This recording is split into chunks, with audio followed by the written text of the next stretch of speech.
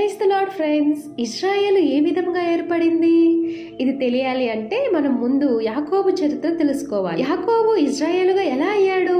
ఈ వీడియోలో చూద్దాం. యాకోబు జననం. ఇస్సాకు, రిబ్కాకు 2 కుమారులు జన్మించారు. పెద్ద కుమారుడు ఏశావు మరియు చిన్న కుమారుడు పేరే యాకోబు. రిబ్కా గర్భములో ఉన్నప్పుడు 2 పిల్లలు ఒకరినొకరు పోరాడినట్లు దేవుడు తెలిపారు. దేవుడు ముందే చెప్పాడు, పెద్దవాడు చిన్నవానికి సేవ చేస్తాడని. మొదట ఏశావు, వెంటనే యాకోబు అతన్ని మడమ పట్టుకొని జన్మించాడు. అందుకే అతనికి యాకోబు, హీల్ గ్రాబర్ అనే పేరు పెట్టారు. జ్యేష్ఠాధికారము పొందిన యాకోబు. ఏశావు వేటాడి రావడం వల్ల అలసి ఉన్న రోజు యాకోబుని ఆహారం అడిగాడు. అప్పుడు యాకోబు ఏశావుతో, నీ జ్యేష్ఠాధికారాన్ని నాకు ఇమ్ము అని అన్నాడు. ఏశావు తన ఆధ్యాత్మిక హక్కును తక్కువగా భావించి అది యాకోబుకు అమ్మేశాడు. ఆశీర్వాదాన్ని పొందిన యాకోబు.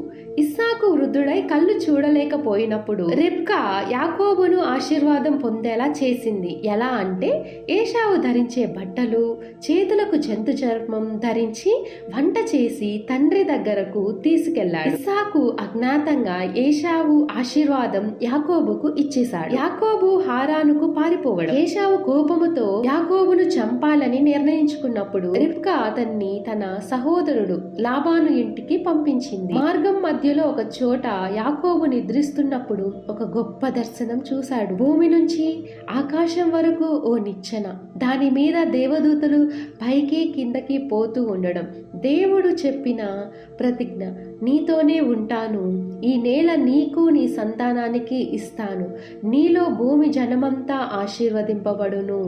యాకోబు ఆ స్థలానికి బేతేలు అనగా దేవుని ఇల్లు అని పేరు పెట్టాడు. యాకోబు పరిణయం. లాబాను ఇంట్లో ఉన్నప్పుడు యాకోబు రాహేలు అంటే లాబాను చిన్న కుమార్తెను ప్రేమించాడు. కానీ లాబాను రాహేలు కోసం 7 ఏళ్లు తన దగ్గర పని చేయమన్నాడు.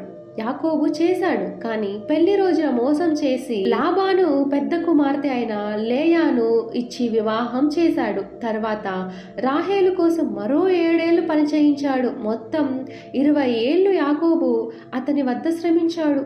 అంతేకాకుండా లాబాను యాకోబుతో కొన్ని పందెములు కూడా చేశాడు. అన్నిసార్లు దేవుడు యాకోబుకు విజయాన్ని ఇచ్చి వృద్ధి చేశాడు. యాకోబుకు కలిగిన కుమారులు. యాకోబుకు 12 మంది కుమారులు పుట్టారు. వారు తర్వాత ఇశ్రాయేలు 12 గోత్రాల నాయకులయ్యారు.